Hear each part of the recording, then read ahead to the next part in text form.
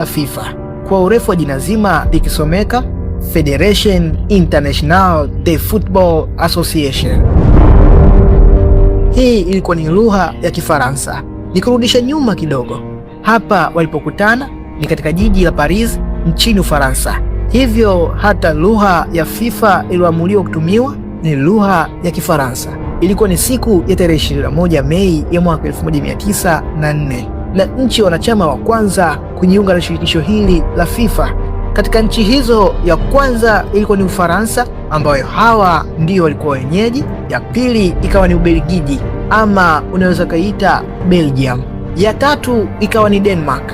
Ya nne ikawa ni Uholanzi, ama unaweza kaita Netherlands. Ya tano ikawa ni Hispania. Sasa hii Hispania iliwakilishwa na klabu kutokea Madridi. Ya sita ikawa ni Uswizi. Ya saba ikawa ni Sweden. Hapo ikawa imekamilisha jumla ya nchi 7, na rais wa kwanza wa FIFA alichaguliwa baada tu ya kuanzishwa kwa shirikisho hili la FIFA, naye akatawala kwa kipindi chake. Baada ya kipindi chake kuisha, nafasi ya urais ikadondokea kwa Jules Rimet. Sasa huyu Jules Rimet ndiye mwanzilishi wa kombe la dunia.